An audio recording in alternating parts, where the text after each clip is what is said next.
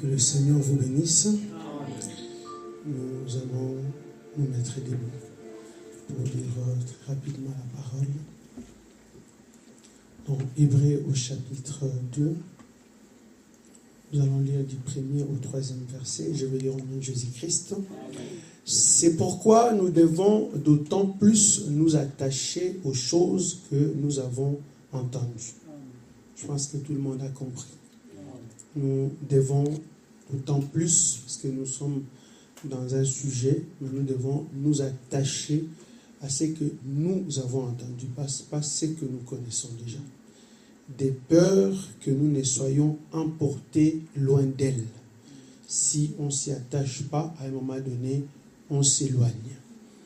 Car si la parole annoncée par des anges a eu son effet, et si toute transgression et toute désobéissance a reçu une juste rétribution, comment échapperons-nous en négligeant un si grand salut, qui, annoncé d'abord par les seigneurs, nous a été confirmé par ceux qui l'ont entendu.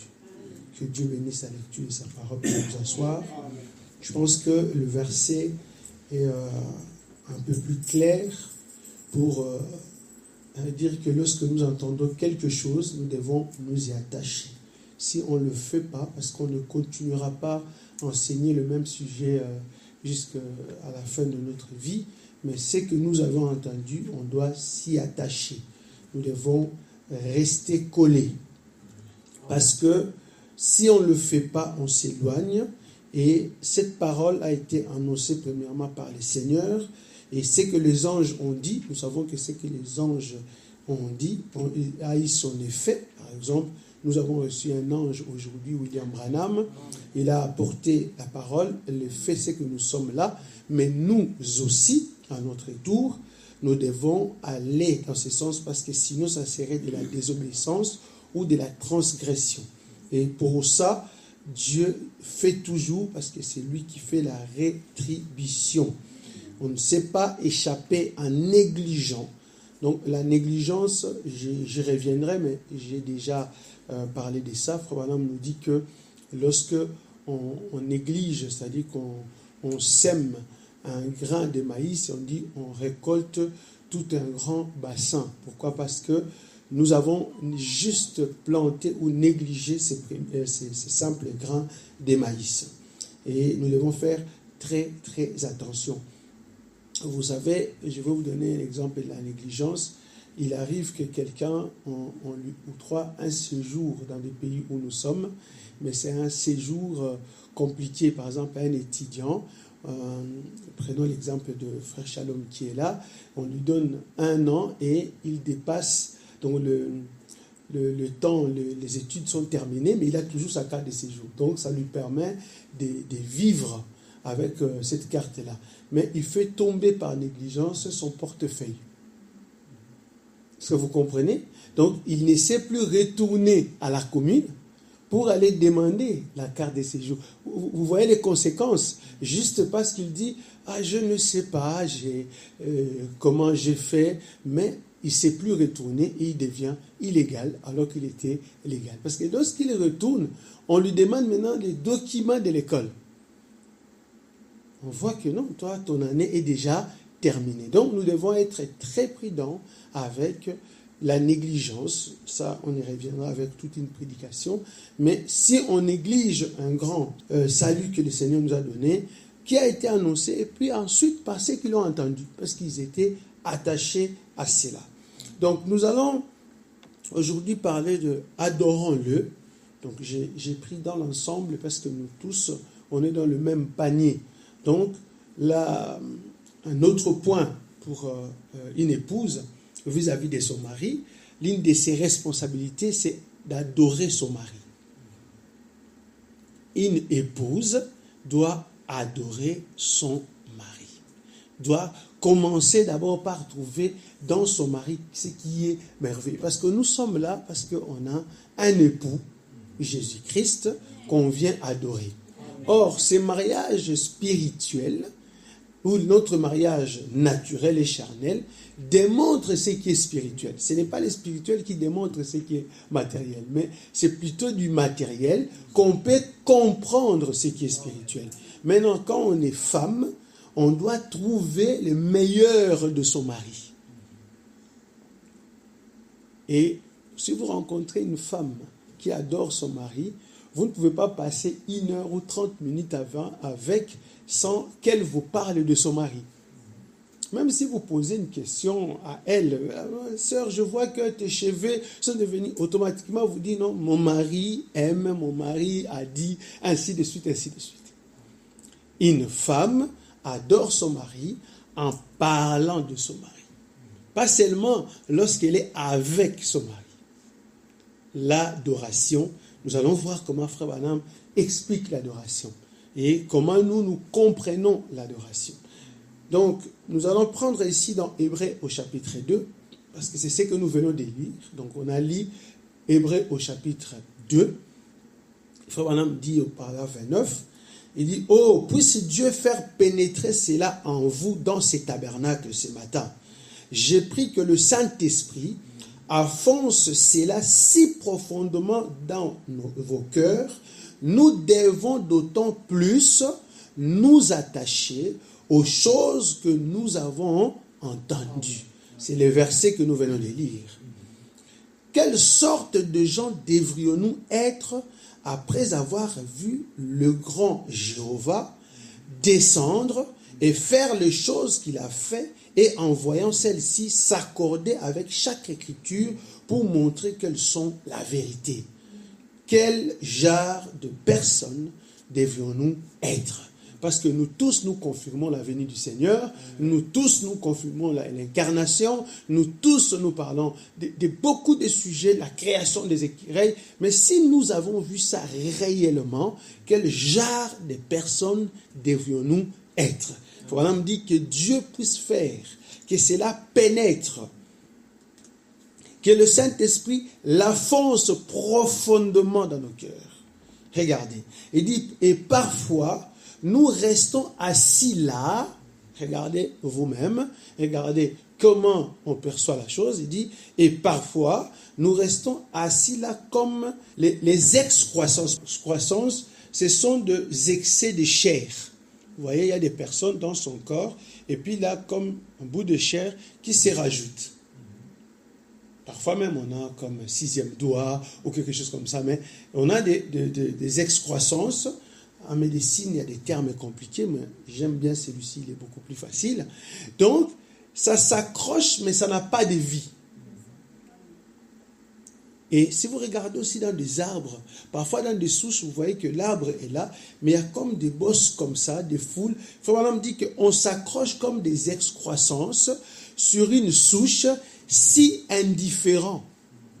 Nous devrions chaque minute être occupés à essayer d'amener des gens à Christ. Nous devrions chaque minute être occupés à essayer d'amener des gens à Christ. Nous devrions être des pierres vivantes. Nous ne devrions jamais être paresseux comme nous le sommes. Ça n'a pas commencé aujourd'hui. Paresseux comme nous le sommes. Nous allons à l'église et nous voyons le Seigneur faire quelque chose ou nous bénir d'une manière particulière et nous nous en retournons et nous disons c'était une très belle réunion. Vous voyez nos exclamations qu'on fait à la fin de la réunion, c'est ça, c'est retourner. Parce que normalement, une fois qu'on entend ça, une fois qu'on comprend, oui, on fait l'exclamation, ah, c'était une bonne réunion, mais dans notre cœur, ça devait nous dire, là, quand je sors ici, très vite, je dois l'apporter à quelqu'un. Maintenant, la prédication de la parole, nous y prenons plaisir. C'est ce qui nous amène à faire ça. On me dit, mais ce n'est pas la chose la plus importante. Ça ne l'est pas. Nous ne devions pas seulement adorer le Seigneur après la prédication de la parole, comme nous avons l'habitude de faire. C'est ce que nous avons appris. Non, c'est un bon ministre, un bon prédicateur, ensuite on entonne un cantique. Tout le monde, c'est de l'émotion.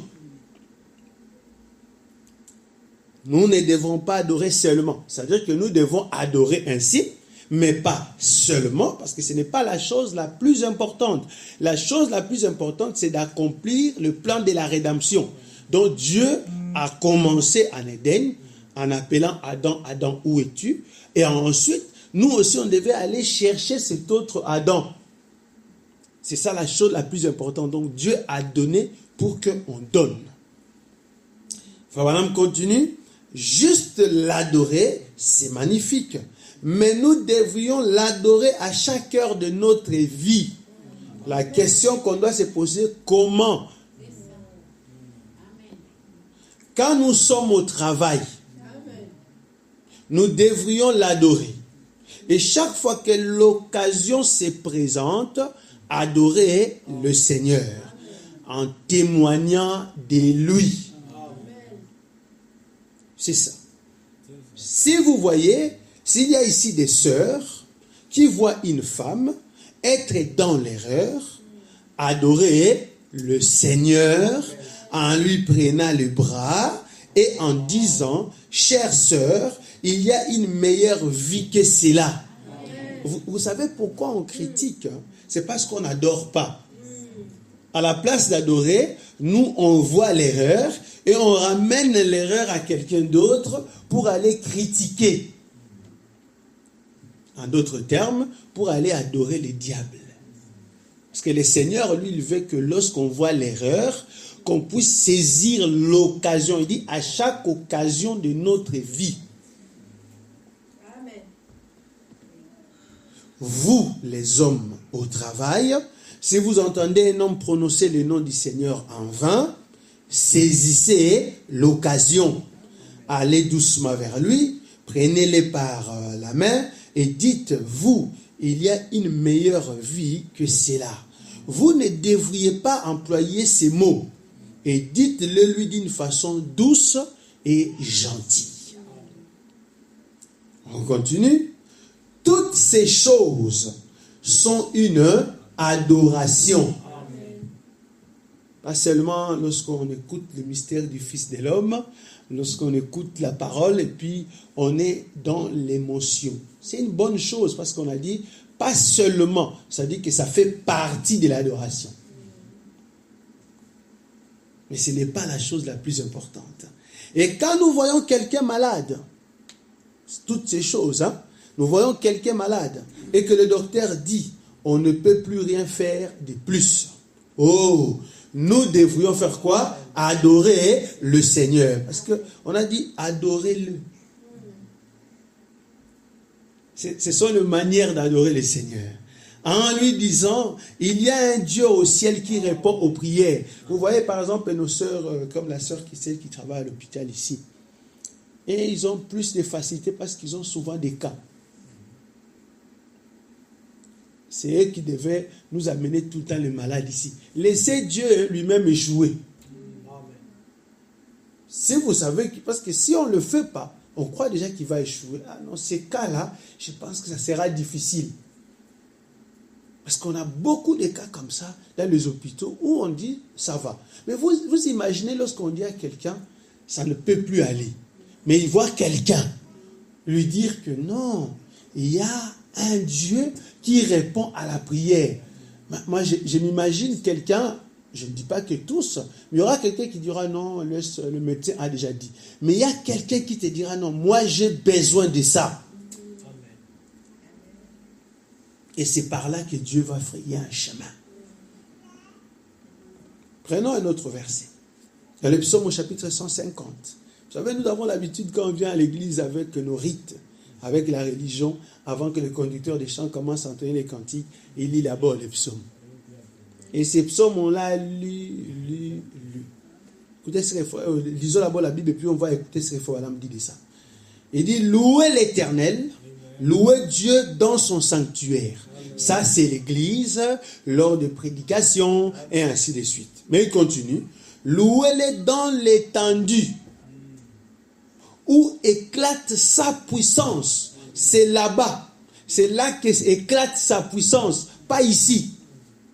Louez-le pour ses hauts faits. Parce que nous sommes là pour prier. Il y a le haut fait de Dieu. Dans votre vie, quand vous regardez, louez-le pour ça. Louez-le selon l'immensité de sa grandeur. Louez-le au son de la trompette. Louez-le avec le luth et la harpe. Louez-le avec les tambourins. Comment on fait là? Et avec des danses. Il y a des gens qui ne dansent jamais. On dit louez-le avec tout ça. Louez-le avec les instruments à cordes et les chalumeaux. Louez-le avec les cymbales sonores. Louez-le avec les cymbales retentissantes.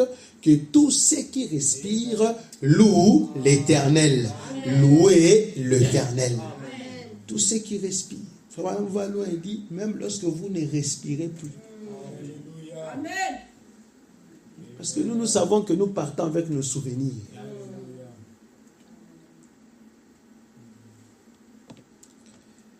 Dans l'ordination des ministres, écoutez ce que Frère nous dit, il dit, nous devons aimer dans notre cœur. C'est pour ça, ne croyez pas, ne croyez jamais une personne qui vous dit, je suis à la maison et j'adore le Seigneur. Ça n'existe pas dans la foi chrétienne.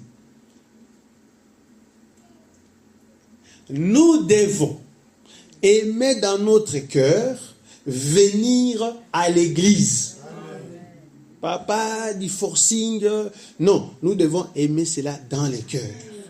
Si nous n'aimons pas l'église, ni Dieu, ni nous réunir,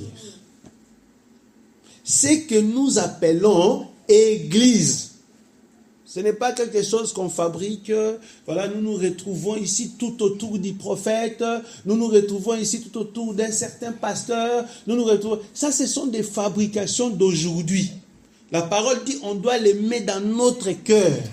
C'est que nous appelons église. Qu'on nous dise que l'église est tombée, c'est une bonne chose. On peut les défendre, mais nous devons aimer ça dans notre cœur.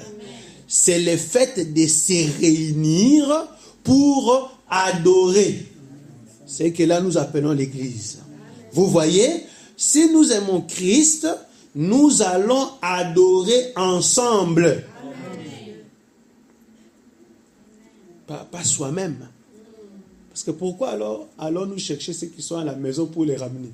Parce qu'eux aussi, j'ai déjà, quand on fait les évangélisations maintenant avec des frères, on rencontre des personnes qui vous disent, non, moi j'adore ou j'ai pris Dieu à la maison. Nous ne sommes pas d'accord avec. On ne sera pas d'accord quand vous aussi ou moi aussi, je retournerai chez moi pour aller adorer seul. Ça ne passera pas. Continuons. Pouvez-vous imaginer un homme qui dit aimer sa femme et qui ne l'a plus vue depuis longtemps, mais qui passerait juste à côté en disant, eh bien, je la verrai une autre fois. Pouvez-vous imaginer ça?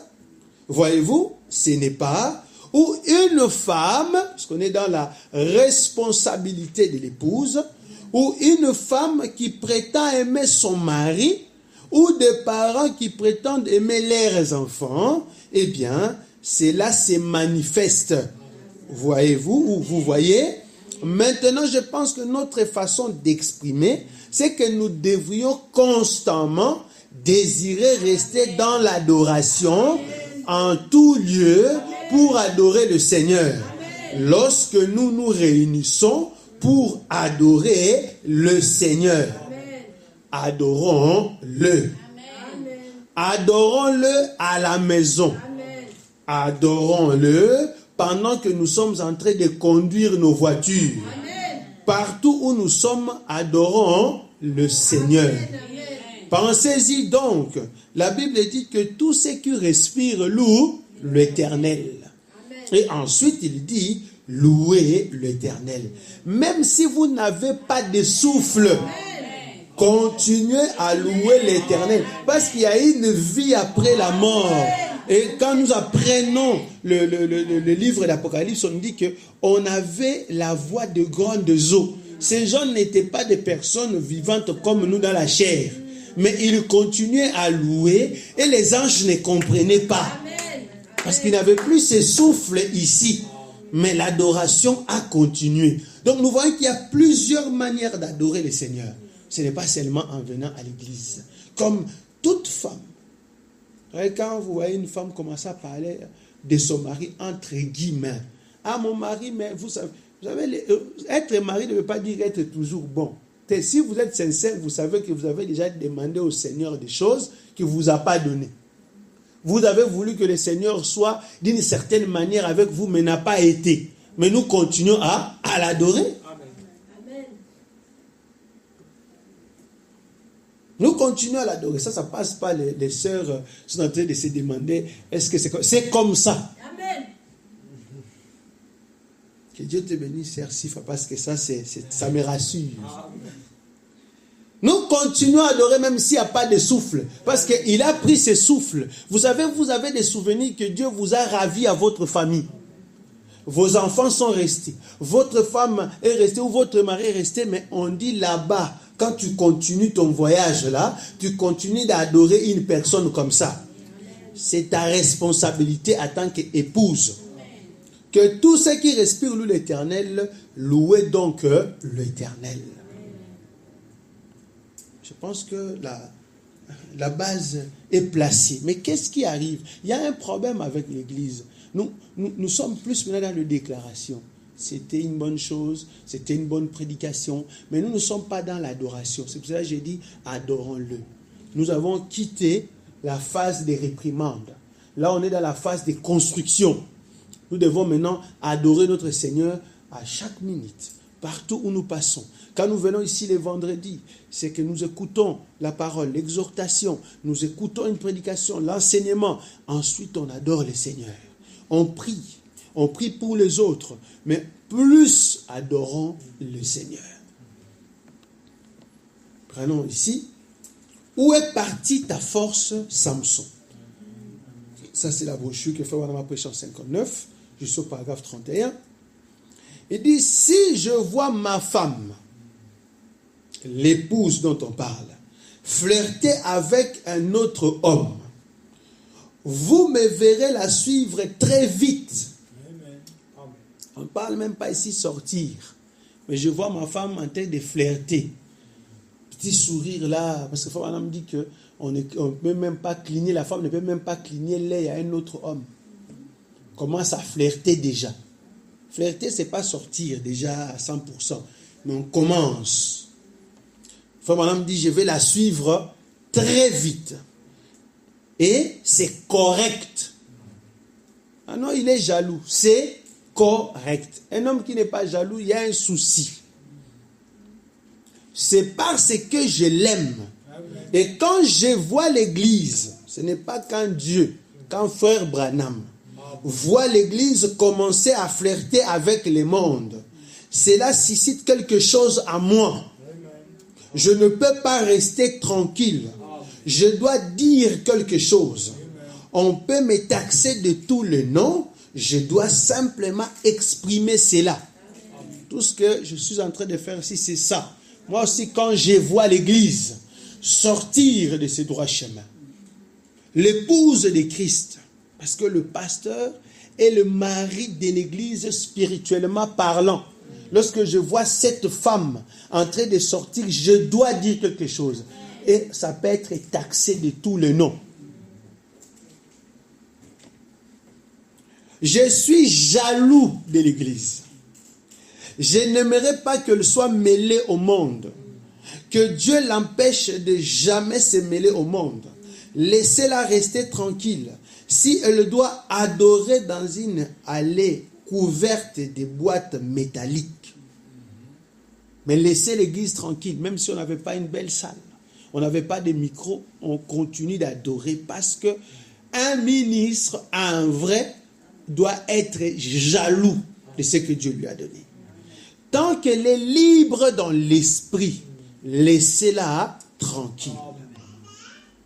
Elle n'a pas besoin de séminaire, ni de cimetière, ni de quoi que ce soit qui va avec ça. Ce dont elle a besoin, c'est du baptême du Saint-Esprit. et du renouvellement. David a dit, renouvelle mon salut. Restaure, si on néglige ces 6 grands saluts, renouvelle mon salut. Restaure la joie de mon salut. L'Église est en train de perdre cela, cette joie du salut. Et c'est vraiment dommage. Mais ce qu'ils font de toute façon, la puissance de Dieu ne secoue plus l'Église. Cela devient si ordinaire pour eux, ils arrivent et disent, eh bien c'est très bien, oui, ils partent. Donc, Dieu vient, la nuit, les jours, inspire un sujet, le sujet est donné, ceux qui l'écoutent, ceux qui l'entendent, disent c'était très bien. Comme on a lu dans l'autre là, c'était une bonne réunion. On dit, ils vous tapotent au dos. Mais ils ne sont plus, ils ne ressentent plus cette joie de quitter et d'aller en parler. Vous savez, j'étais une fois à Kinshasa, j'ai terminé de prêcher et c'était merveilleux. Et puis les frères sont venus, mon chauffeur était l'un des jeunes frères. Et le frère était trop pressé. On est arrivé chez moi et puis il disait qu'il devait partir. J'ai dit, mais pourquoi? Il dit, parce qu'on a un débat par rapport à la parole là entre nous les jeunes. Ça m'a fait du bien. Ils avaient un débat. Un jour, j'ai prêché même avec le pasteur Caleb, on rigole encore jusque-là. J'ai fini de prêcher, un garçon était assis comme ça, comme le frère Shalom, et puis il a crié, « Ah mais non, je ne veux pas rentrer à la maison. » Et l'autre, une fois, il s'est exclamé, « C'est un bon mardi. » Vous voyez ce genre de choses? Cette joie, et puis ils sortent dehors, ils t'attendent. Le diacre ou le pasteur devait me dire, « Reste au bureau parce que là, dehors, ça va chauffer. » Ça, c'est de l'adoration. On n'a pas besoin de fermer les yeux, comme on discute là parfois après une prédication. C'est l'adoration. On parle de notre époux. Mais après, on ne doit pas perdre cette joie de salir à la porte. On sort. Parce que nous sommes Bethesda. Nous sommes cette source de vie.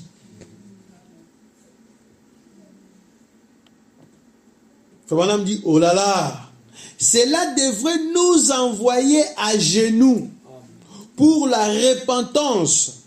Cela devait faire couler des larmes. Cela devrait produire le salut et gagner des âmes. Cela devrait. La venue du Seigneur que nous croyons, la venue du Seigneur que nous prêchons, devait nous presser. Tellement que nous devions nous retrouver dans chaque coin de la rue. On n'a pas besoin de venir ici le mercredi ou bien dans les gares. C'est là où on se trouve. On devrait aller dans chaque coin des rues, cherchant à parler à quelqu'un, faire quelque chose à ce sujet. D'ici peu, il sera trop tard de faire cela. On devrait aller chercher des âmes. Que cette parole, que cette exhortation nous réveille. On doit adorer. C'est une responsabilité. La responsabilité de l'épouse. Chaque épouse a la responsabilité d'adorer, de redorer, d'élever son mari. Parce que si tel n'est pas le cas, la maison est tombée. Même si, parce que si on dit que l'épouse est une aide, là, nous aidons le Seigneur à terminer l'œuvre de la rédemption. Mais cela ne fait pas de nous les meilleurs. C'est lui toujours le meilleur. Nous devons continuer à adorer le Seigneur. Et en appliquant ce que nous voyons dans l'esprit, ce que nous faisons dans notre vie, on l'applique dans l'esprit. Et si on ne le faisait pas dans notre vie de tous les jours, dans nos mariages, comme l'esprit vient de l'éclairer, on l'applique aussi dans nos maisons. C'est pour ça, lorsque une personne, une femme, l'homme, ils sont des brutes, les hommes. Mais lorsqu'une femme, vous la voyez parler mal de son mari, c'est qu'il n'y a plus rien. Parce que tous les jours là, on vient, on nous démontre. Une fois, un Rwandais me disait au travail, il dit, Mais Dieu ici a recommandé qu'on tue les enfants. Je lui ai dit, il fait ce qu'il veut. On ne s'exclame pas, ah, mais mon mari, vous savez, parfois moi aussi avec lui. Adorons le Seigneur. Adorons-le de toute manière, de toutes circonstances. Saisissons les occasions partout où nous passons. Ne perdons pas notre joie du salut. Amenons-le partout où nous allons. Que le Seigneur vous bénisse tous.